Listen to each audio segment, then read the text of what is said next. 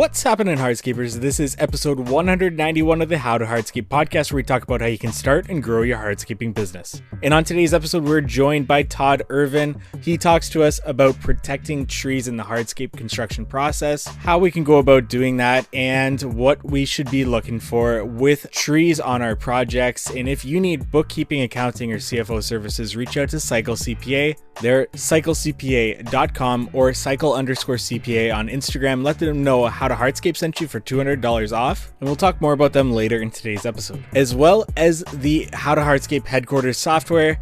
This is going to help you budget and estimate and so much more. Take control of your numbers with this software at members.howtohardscape.com if you want to book a demo. And without further ado, let's get into today's episode. Today, we're joined by Todd Irvine. He is the founder of the Toronto-based company City Forest and a certified arborist specializing in educating homeowners, students, and professionals about the care of trees and stewardship of the urban forest. Todd, thank you so much for joining us here today. Thanks for having me. Todd, let's get started to get to know a little bit more about you yourself, how you got started in the industry. Can you give our audience a little bit of background about you? Actually, I was in university for something totally different, sociology, and I was working at a landscape company in the summers to pay the bills. And there was this group every morning that would go out and load their trucks with pulleys and ropes and chainsaws. And I was like, oh, I want to work with those guys. I don't want to, it's fine doing the landscaping, but trimming hedges is one thing. But what are those guys doing? And they were arborists. And I began working on that crew. I went to Humber, our college, and did the apprenticeship in arboriculture. And the rest is history. I've been an arborist for almost 25 years now. That's incredible. And I worked for a long time for one company called Bruce Tree with a great arborist, and I apprenticed with him. And I did a bunch of things there, but 10 years of consulting as far as like development, consulting arborist, helping people build things and get permits to work around trees. But I've also like pruned trees and cared for trees and spent a lot of that time. I love teaching people and training people about trees and their importance and how to grow trees in an urban setting. So that's kind of what I've been doing. Amazing. And what's a common phone call from a prospective client to your company? Like, what are they typically looking for service wise, or what kind of like common questions are people asking you, knowing that you're an arborist and specialize in that? Yeah, I mean, the company I've started now, City Forest, it's really, it's not like a big tree care company that goes out and cuts big trees down every day. It's more about teaching people, making people more aware about their landscape and helping them care for it. So I often get calls for people that just don't even know what's in their backyard. And it's like they just want me to come and explain what the trees are in their yard, explain how to care for them, trees they maybe should plant. And then I do some pruning. And I've done some actual landscape installation as well, because, I like doing that. And I have a sense of how to work with trees and around trees, so I can, do plantings and restoration to help with that. So yeah, those are a lot of the questions. But often people too are like planning to do design or landscaping, and they want to get input on how to do that, so that they can grow trees, but B, also to protect the trees they already have. And so protecting those trees is something I really, spend extra energy with, because we have these big, huge trees that are 100 years old or older in cities, and it's the ones that we love and the homeowners love. But if we're not careful, we can potentially damage them. So. And that's why we have you on the show today, is talking about working around trees, especially in hardscaping, where we're excavating around trees quite often. And I even had to refer to you for where we're going to start even this conversation. And I guess we're going to start with consequences, because I'm sure you've seen a lot of consequences of people digging around trees, digging up roots, working around trees. What are these common consequences, or consequences in general, that you're seeing after, say, a hardscaper has come in and installed something around a tree, or another landscaper has worked around trees? Yeah, I mean, it's the irony is that often the landscaping is being done because homeowners want to enjoy those trees. So they want a patio under their big, beautiful oak. They want to sit under that shade. But the act of doing that work can often have real consequences for those trees. And so what I see as a consultant that would go in or an arborist that would go in after the fact is like, 10 days, 10 months after, you see very few consequences because the thing about trees that's so amazing is that they store energy in the form of sugars in their trunk and their roots, and they can use that energy for a long time because they have to go through the whole winter with no leaves, for instance. And so in the spring, they need that energy. So trees can actually store that energy for a long time. They live very long and they take a long time to die sometimes. So people that do the work and then they leave, don't see the consequences. But 2 to 3 to 4 years later, those trees will start to die back and their leaves will get smaller. There'll be less leaves. They'll start to see dead branches in the top. And in many cases, or in some cases, they will die. And in other cases, if the excavation is really severe and very close to the trunk, those trees can become destabilized and they will tip over. I give a lot of workshops to landscapers and landscape designers, landscape architects, and one of the slides is a tree that's tipped over in a front yard, big Norway maple that's tipped over and crushed a house. And I always ask them, what is going on here? Does anyone know why this tree tipped over? And some will say wind and some will say storms. But then there's always one or two good, landscape installers that will say like, that's a brand new retaining wall. And so in the act of putting in that retaining wall, they would have had to do the tiebacks and they would have had to dig far beyond that retaining wall. And they cut every single root. And those roots are what are keeping those trees in the ground, and the tree will then tip over. So we can see trees slowly decline and die, but also in the worst case scenarios, we actually will see trees tip over and potentially, crush houses, damage cars, and potentially hurt people. So there is real fundamental consequences to not protecting trees when you do this type of work. A lot of questions just came to me just from that conversation right there, that answer right there. Signs of dying. Say you're talking about 2 4 years down the road, you might say that. What are some initial signs of dying that a homeowner might see in their tree that they might call you for? Or and even going beyond that, if a tree is showing signs of dying, are there ways that a homeowner or you yourself can kind of help that tree along and to preserve that tree a little? Well, you have to think about it. If it's a young tree and you've done damage to the roots, those trees can often bounce back. It's just like a teenager that gets injured, they can very quickly, or get sick, they can very, quite quickly recover. But the thing we're dealing with often is mature trees. So these are trees that are large, they have big trunks, they are potentially 100, if not 200, if not 300 years old. And that's just like, doing an operation on an old person, that the likelihood they're going to recover from severe injury or some type of damage is much lower. So what you're going to see with a large old tree is that they just can't pull water from the ground anymore. And what happens is the tips of those trees start to die back. And so you'll see the tree starting to die back from the very top, because trees are a giant pump. They're pulling water from the ground up into their crown, into their leaves, and there's tiny holes in the leaves, and when the leaves heat up, they actually let the water out as a vapor. So it creates what's called evapotranspiration, where it's pulling water up from the roots all the time. A single tree in a day can pull up 450, 500 liters of water, 150 gallons of water in a single day because of all those roots. And so those roots are what's keeping the tree cool, but it's also getting the leaves so they can photosynthesize and produce more energy. And so the roots are fundamental.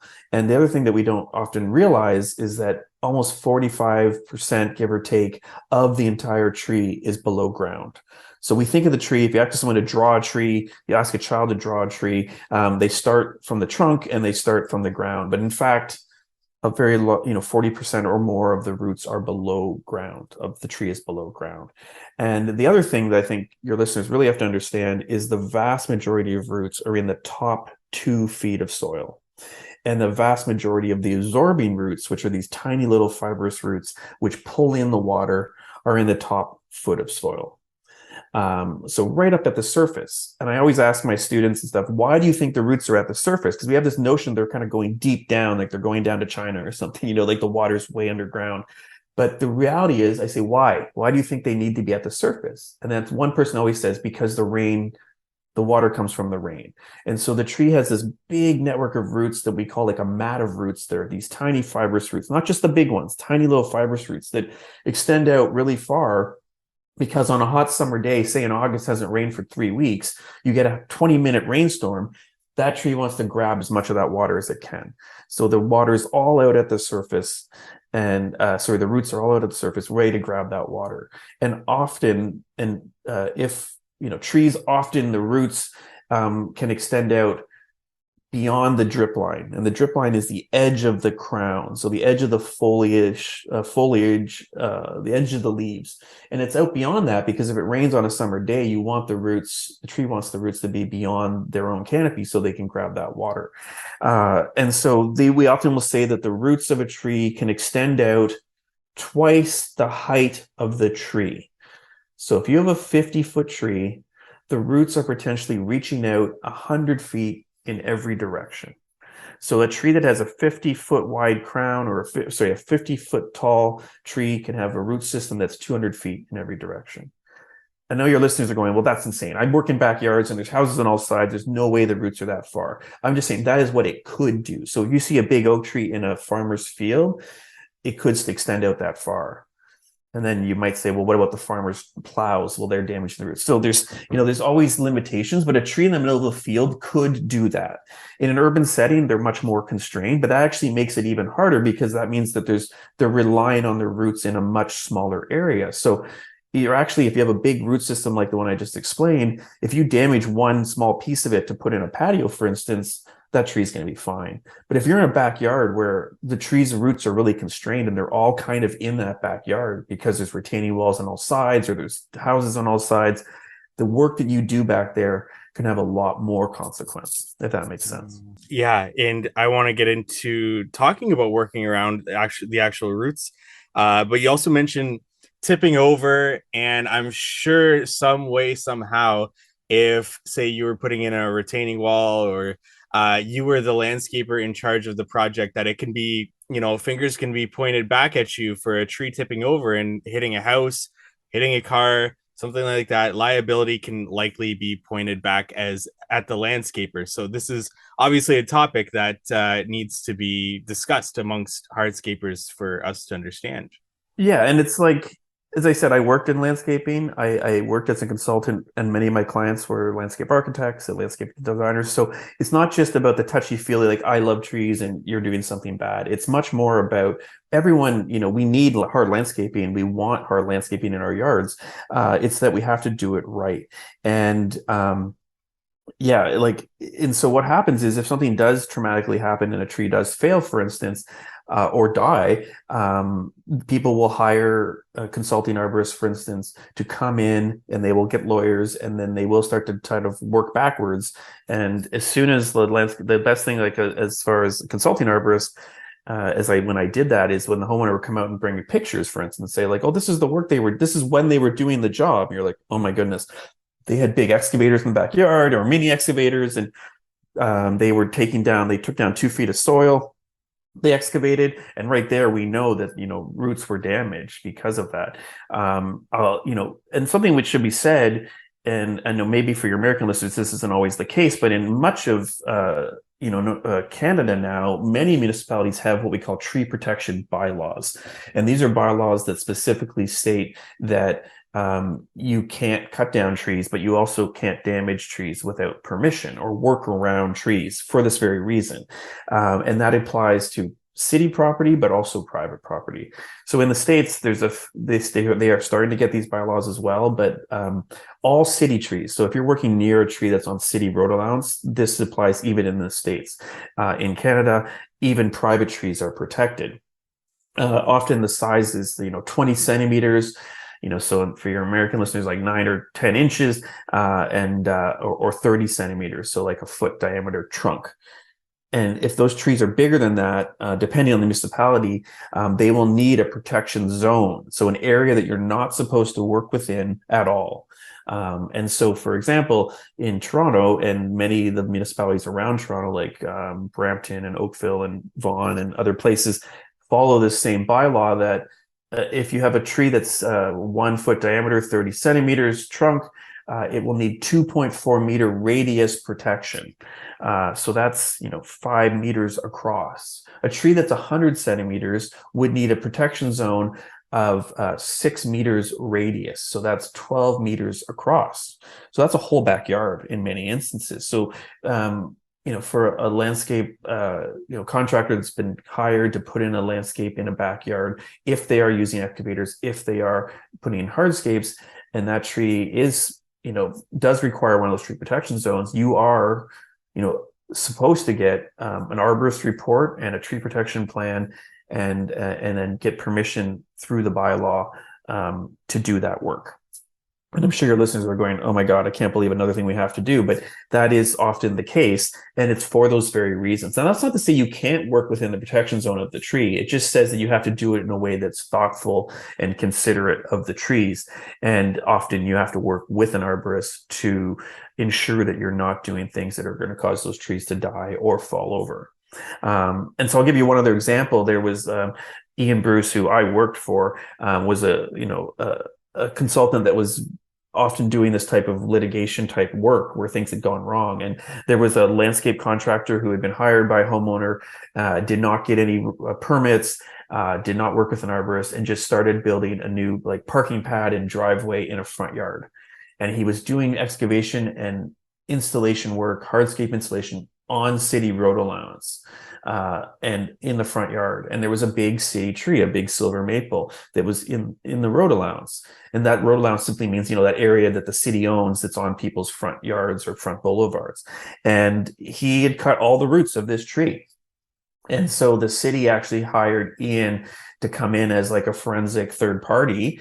And in the end, he determined that the tree was destabilized because too many roots had been cut, and the tree would likely fall over. And so the city then from that determined the price of the tree. And there's a way to determine the price of the tree using this method. And they determined the tree's value was $25,000. And then they put fines on top of that. And then they made the contractor plant a new tree as compensation. So that contractor who thought he had this, $25,000 driveway installation job just got fined approximately $40,000, and likely was going to be faced with litigation from his homeowner client, because the client was the one that actually gets the bill. So the client is the one that actually gets the bill from the city or gets sued by the neighbor. And so then it comes, obviously, shit rolls downhill, not to quote, and the person that did the work is going to, in the end, pay. So this is a 1 in 100 situation, but that one time could be something that bankrupts your company. So we need to understand these things and work in a way that's considerate of that. I just want to take a break from today's episode to talk about our sponsor, Cycle CPA. You may have a CRM or project management software in place, but what data are you using to ensure your estimating is accurate? Having a proper accounting setup and accurate bookkeeping done is key to understanding overhead expenses and other costs that must be recouped in your estimates. Cycle CPA is a remote bookkeeping and CFO firm that helps to connect the dots from the financial reports to the hardscape and landscape data needed in order to reach high profits. They provide landscape and hardscape industry benchmarking, job costing, financials by service line, advisory meetings, and much more.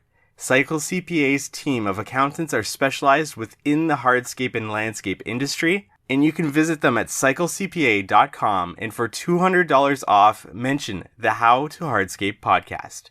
Now back to our episode. Really interesting, and it's good to get an actual real life story of one of these things happening. That being said, working in and around that protected zone or in trees in general, you mentioned being considerate of the tree. What does that look like? What is excavating around a tree and being considerate around a tree when excavating? What does that look like?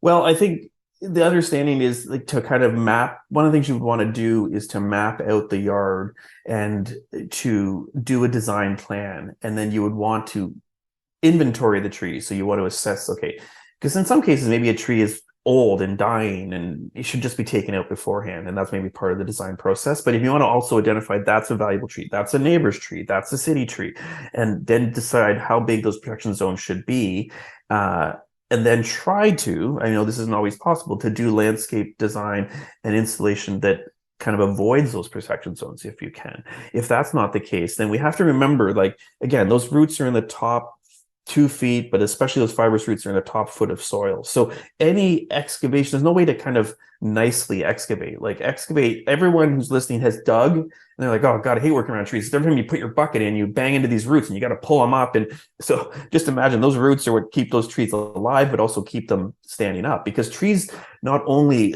are not only pulling up that water to keep the tree alive, but they're also anchoring that tree in the ground. And so those roots extending out, you have to imagine like 2 feet of soil sitting on top of all those roots is what keeps those trees in like 100-kilometer winds from not blowing over.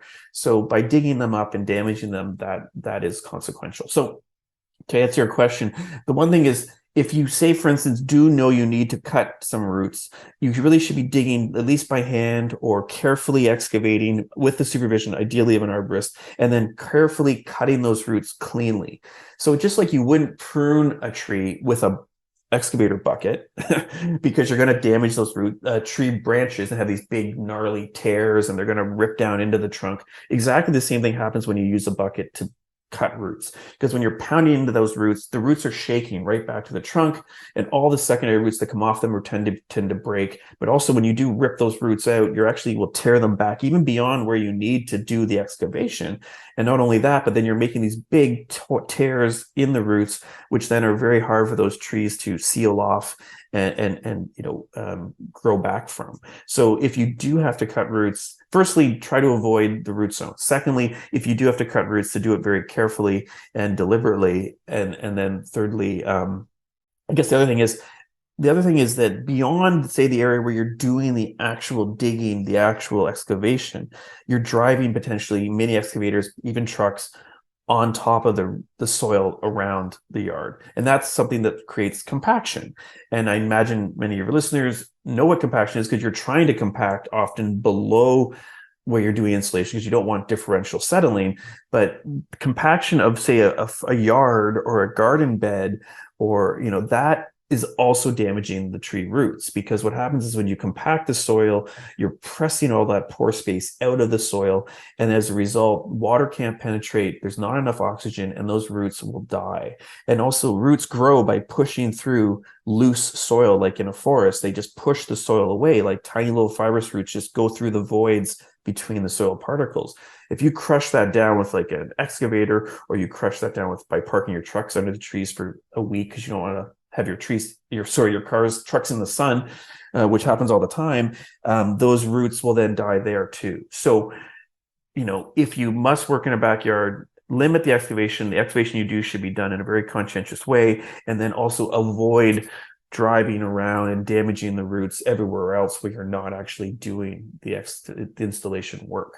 Yeah, and I've actually seen somebody using an air spade. Have you seen that often in your line of work, to actually do the excavation around roots? I've done a lot of air spading, and I've had this dirt up my nose, and yeah, all of it. And we, also hydrovac. Right. We used to use hydrovac. Now hydrovac is the one where you shoot the high pressure water, and you create a slurry, and you suck it out with a vacuum. The thing about hydrovac is it can be quite effective, but the power of the water can actually damage the roots as well. And it's also quite expensive. You need a huge truck. Air spade is when you just use high pressure air through a hose. You just have to rent a compressor, and you use this high pressure air, and it's amazing. It doesn't damage the roots, and you can expose them. And so, like, if you're a big firm that has multiple crews that are doing work every day, it makes sense to have one of your crew go and become an arborist. And not to say to become an arborist, I don't mean to spend 10 years training to be an arborist, but you can go and become an International Society of Arboriculture certified arborist. You just have to prove that you work in the landscape industry, that you've worked with trees, and then you can get and this is an international organization, and then you can get the ISA certification, and then you actually can be the one that writes those reports if you need to, for instance, and you can be the one that does this work. And then it would make sense to just buy an air spade and whenever you're working around trees to be doing excavation thoughtfully, and you're going to get the client on board in many cases because they're going to want those trees protected. So you can see that there could be an investment in doing this, and then just you're kind of building out the services you offer as well, right? So yeah, air spading is definitely a way to do it for sure.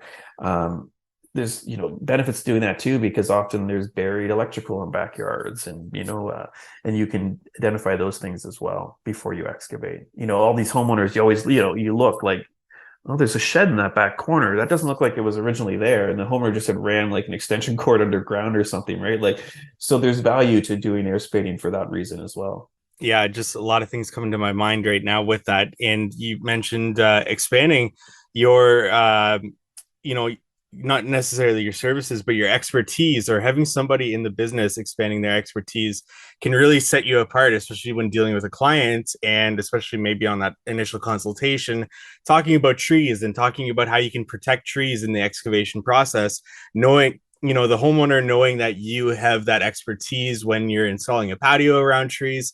I'm sure can really set hardscapers, landscapers apart from the competition when they're talking about how they're going to protect those tree roots to the clients themselves. Well, absolutely. And I think like often we've talked so far about the consequence of not doing something and then the kind of shit hits the fan after. But being proactive, you can have a client, and this happens to me with my own quoting and tree work, is they'll say, I've had 3 quotes already. No one even mentioned my neighbor's oak tree. No one even mentioned the consequence of their work. And, so that's like, whoa, like, yes, there's going to be many clients that don't have trees or don't care, but the ones that are conscientious, they're going, and those are the ones that, got to be honest, the ones that have the big trees often are the ones that have the money. Like the neighborhoods that have the big old trees are often the wealthiest neighborhoods, and they love those trees. Trees increase the property values. You don't want to piss off your neighbors. So yeah, if you're the one that's bringing these things to people's mind and to attention, you're going to be the one that maybe gets those jobs because you look more conscientious than the other people. They're just going to kind of come in like a bull in the china shop, right? And something like, not that I shouldn't be asking you questions, but I think that there's not just, you keep saying excavation, and I mean, I think that there's multiple ways to install hardscape, and I think that there's an old school kind of notion that you have to go down a foot at least, and you need to drive a compactor over top, and then you need to pour 10 inches of limestone screenings, and you have to compact that, and then you have to put an interlocking wedge tight to each other. That's one type of hardscape installation. I mean, I did hardscape in my backyard, and I used flagstone, and I put it on HPB, so high performance bedding, which I'm sure you're very aware of. Self-leveling, non-compacting, right? So limestone screening is compacted to, they're as hard as concrete, right? And they're not porous. Like, we think of limestone as porous, but once you've packed it down with all the fines in it, like it's not porous. The other problem with limestone is that the screenings, and now there's probably people in other parts of the country and in the States that aren't using limestone, but in Canada, in Ontario, we have a lot of limestone quarries. So there's a lot of limestone, and the limestone dust, those fines, that's what creates that density. But also those fines are really high in pH, like really, really alkaline. And because of that, they change the pH of the soil, and that will also be really damaging to trees. And you'll see trees that after the whole yard has been covered with limestone screenings, that the trees will start to turn yellow because they can't properly photosynthesize anymore, because there's the pH has changed so much in the soil, and there's a consequence there. The other thing is, when you're doing that, for instance, the old, the heavily compacted limestone screenings, and then you're putting interlocking or something on top that's really tight with no joint space, there's no water getting through. So even if, say, for instance, you didn't damage the roots in the construction, which is unlikely, there's no longer going to be water getting down to those roots. I said a big tree can pull up, 150 gallons, 500 liters of water in a day. All of a sudden, there's no access to water anymore. So those trees are going to dry out that way. And so that's another consideration. So I think, you can probably tell me more, but my understanding and what I'm seeing is that the way that we do hardscape installation is changing. Like, a lot of times the interlocking now has those gaps so that water can get through, and people are using HPB a lot more. And I've used it myself. And I was going to say, in my backyard, I used flagstone, and then I used HPB that I poured below. And it was, I put 10 inches in some spots because it was kind of I sloped the soil away from my house, and then I put HPB, and I have put flagstone on top of that, dry laid, no mortar, HPB as the gaps. I tried to have a really small tolerance of only like less than an inch between each stone, and it has not shifted an inch, like in Ontario freeze thaw. So anyhow, I'm just saying that maybe like the notion that every time we have to bring in an excavator and then compacting, and what are you building? Like if you're building a fire access road where a fire truck has to go down it, absolutely, I would never begrudge anyone for building it that.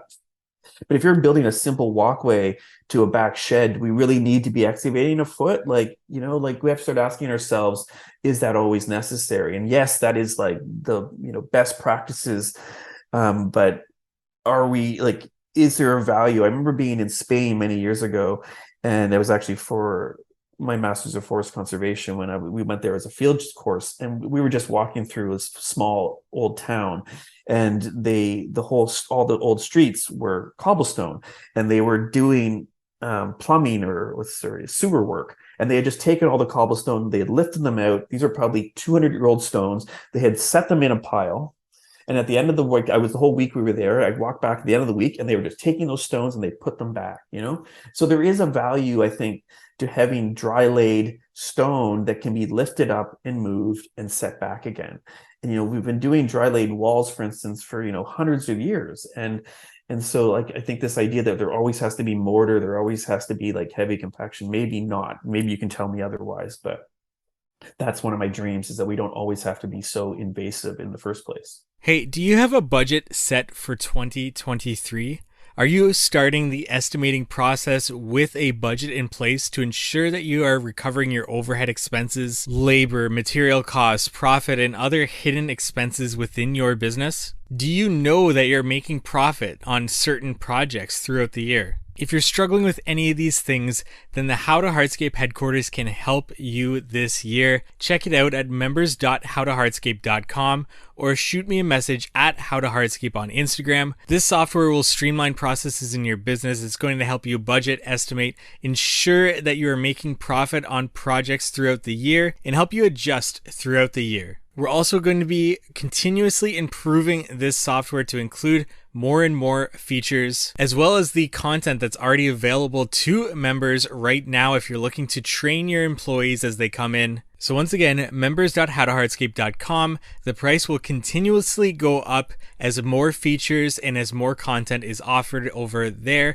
So there's never a bad time to get signed up with that. And with that being said, let's get back to the episode. And there's more and more products coming on the market, especially you talked about joint fill, that's actually water installed, and it is permeable, so the water gets through. But not to mention just that, but also synthetic bases that reduce the amount of excavation. So these synthetic base panels, which replace the entire base. So you would just be doing an inch of HPB, the base panel, which is 3/4 inch, and then the pavers or whatever that go on top of that. So I assume, and actually that's what I do in my business, is whenever we're coming close to a tree, I use that as a selling point, that we're going to be installing this synthetic base so that we're not going to be intrusive to your tree roots. Explain to me what you mean by synthetic. Like, is it like a gravel or something, or is it actually like pads? It's a foam. Yeah, it's a foam pad. So it's polypropylene foam pad. They're like 2 foot by 3 foot, and they interlock with one another. So essentially, you're just screening out HPB and putting these pads down, and then they interlock on top of that. Okay. Yeah. I mean, that's great. I mean, one of the things is maybe it's not porous, but one of the things that's positive is that by locking together, for instance, it disperses the load too, yes. Right? And so it's all about dispersing that load rather having point loading, which is where you get the really heavy compaction. And then there's also the other products, which maybe you've seen, like GeoBlock. There's just like these brand names, but they're these like plastic, what are they, like, 2-inch deep, 3-inch deep plastic sheets that lock together, and you fill them with aggregate Right. after. And so they've using those sometimes in university campuses and stuff where they want big lawns, but they still want fire truck access, for instance. But Gotcha. I had a contract where they were converting an old church and they wanted to put parking where the lawn was, but there were these big oaks, and we used geoblock. You still have Hmm. to excavate, but much less. And Right. because they click together, so it's not hardscape per se, but it still is kind of like a surface material. And because they all click together, they disperse that load. Hmm. And then these pads I was talking about, they actually have holes in them, so Oh, they great. actually do allow water to go through, which is nice. And so my question about that is, if you are letting water through, say you're using like an open base like HPB where it doesn't have fines, water's going through it. Um, are the tree roots going to eventually find that water, be attracted to that water, grow into that water, and cause any issues in the future? Is this something that we should kind of be warning clients about? Say, if we're coming like close to a tree, those tree roots years down the road will eventually find that water and grow into that, and maybe cause issues with the interlock. Or what's your opinion on that? It's a good question, and I would say that the small fibrous roots really aren't the concern, like those ones that do find water there, and they're not necessarily like roots want to grow where there's nutrients. They want water, but they also want nutrients and they want soil, and so they're not going to necessarily grow up into like say gravel or something, right? They will get the water that's below that. The bigger concern is when you have a large root, and say you've bridged over that with the landscaping, and that root over the years, as it takes water much further beyond in its fibrous roots, that bigger root starts to get wider and wider, and that can heave up landscapes. And so again, like the further you can build from the trunk of a tree, the better, because that's where you're going to have those biggest roots.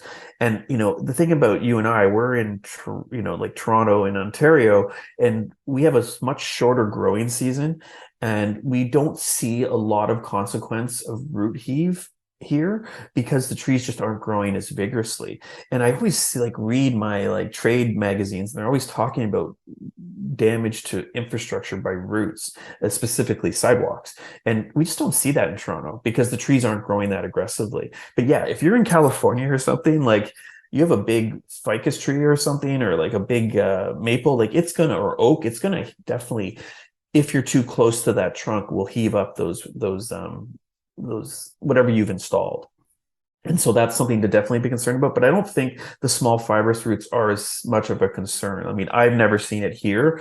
And, if anything, like they're taking some of the water, but that's going to stop from water pooling and stuff, right? So there is maybe even a value because they're taking some of that water out of the soil, which may be causing problems otherwise for your landscape. So, I don't think that's a huge concern, but I would say that stay as far away as you can from the trunk and those big roots. So I'm going to ask you a question that I'm sure doesn't have a specific answer to it. So do what you will with this question. But how much we're planning a project, we're putting in a retaining wall or we're putting in a patio, how close is too close to a tree? And I know this is it depends on the age of the tree and the root span and so many different variables, but however you want to answer that, how close is too close to a tree? How much is too much roots to be invasive to cut back or whatever you need to do cleanly to preserve that tree? However you kind of want to go with that, Todd. Yeah, I mean, it's a big question because it really depends on the tree and the age and the size. So those are some of the questions you have to ask yourself, like how old is this tree? How big is this tree? And then from there, you can kind of work backwards. As I said, a young tree, you've seen trees that have been transplanted. They come in and they take a root ball, and they move that tree. So they're cutting most of those roots and they move that tree, they plant it somewhere else, it grows again. So when you have a younger tree, you can be a lot more aggressive as far as how close you can go. At some point, you still don't say you have a Japanese maple or some really nice ornamental. You can still badly damage those trees, but you can go closer. So, within, a meter or even less. But when you're with a mature tree, like if you're getting within 2 or 3 meters of the trunk of a tree. When I say mature, like the trunk is, 40 centimeters or greater, over a foot diameter. if you're getting within 2 meters of that trunk and you're cutting roots down more than a foot, you are risking the potential that tree could just tip over. Okay. So even just one side of an excavation, like one side of the tree could potentially tip over.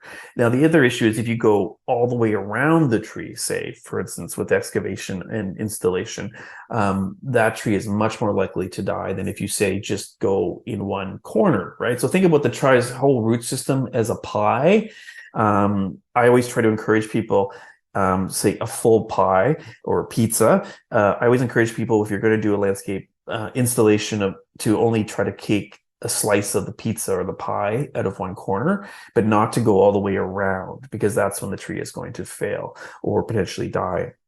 So the other thing I would say is, we have those standards and they're very easy to find. Just put in tree protection zone table into any Google, and you'll see this table that's been created, which shows, a tree that's 30 centimeters, 1 foot diameter, needs 2.4 meters of radius protection. And what's that in feet? Like 8 feet or something. And then every 10 centimeter diameter of trunk, you need another 60 centimeters radius protection, going up and up and up, right? And so, and 60 centimeters being about 2 feet. So, you can see that as the tree gets bigger, you need more protection. But what I would say is, whenever possible, stay as far away as you can. And if you do need to go close, go close. And I would never go much closer than 2 meters if you can avoid it. But if you need to go closer, to go close only in a small section of that pie. You know what I mean? But if you have a plan to do interlocking all the way around a tree and you're tamping right up into the trunk's root plate, that tree is doomed, like doomed. And you'll see it. It happens there. I've seen when people install like asphalt and they are literally tamping in within the flare of the root right up to the trunk. And that tree is just going to cook, for one thing, because it's going to be so hot, the roots, because the roots need to be cool. And when you have hard surface like that right above it, they're going to cook, but there's no water and there's been so much damage. So yeah, stay as far as you can. But yeah, if you have to go close, only go close for a portion of the tree. And as you said, like, I was talking earlier about these different installation methods and, having this deep base and heavy excavation and compaction. Maybe the one place you just back off when you come up, to an area that there's roots, and you do use the synthetic that you mentioned, or you have a shallower base, or alternatively, and I mean, this is maybe the wrong thing to say, but maybe in those instances you go to like a wood deck situation, or you go to just pea gravel, or you go to prefabbed pavers that are just laid on grade, heaven forbid, because in those instances, and you just warn the client, like, listen, we're putting some pavers on grade here, or we're putting some flagstone on grade, or with a very fine base, and if in 5 years they heave a bit, we'll come and put them back for a small fee, and we're doing it because of the tree. And I think that they're going to, in most cases, understand that, versus just insisting that this poured concrete path goes from front to back, So I think I'm seeing so many interesting designs now, other than just the original, like the typical, hard. There's just many ways to do it, and there's some cases we'll even encourage bridging, where you raise the grade a bit, so maybe you have a single step, 10 feet that way, and a single step 10 feet that way, and you just raise the grade there. And so you still get your contiguous kind of nice path, but in this one case, you go up so you don't have to go down and excavate into the soil. There's just having this as education and speaking to people like you just provides that little bit to be mindful of what's around us. And in that planning process, there's tons of different solutions that we can provide clients with. Todd, this has been such a great conversation. I've already held you up longer than I should have, but thank you so much for taking the time to do this. Where can our audience go to find out more about you, yourself, anything that you got going on? I have a website with my business. It's called cityforest.ca. And so, yeah, check me out there. I'm also on Twitter, Todd, Todd _ Irvine, Irvine. And I also have an Instagram account, which is city _ forest as well. So I post some pictures of like the work I do as an arborist and landscape installations and things like that. Perfect. Todd, thank you so much for your time. No worries. Thank you for listening to today's podcast episode. It really means a lot that each week you tune into our episodes. That really helps us, as well as ratings and reviews if you're on Apple Podcasts and Spotify. That really does help. If you need bookkeeping, accounting, CFO services, reach out to Cycle CPA, cycle_CPA on Instagram or cyclecpa.com. Let them know How to Hardscape sent you for $200 off their services there, as well as the How to Hardscape headquarters if you need a software in your business to help streamline operations. That's members.howtohardscape.com, or just shoot me a message on Instagram at howtohardscape. And we look forward to meeting with you next week on the How to Hardscape podcast.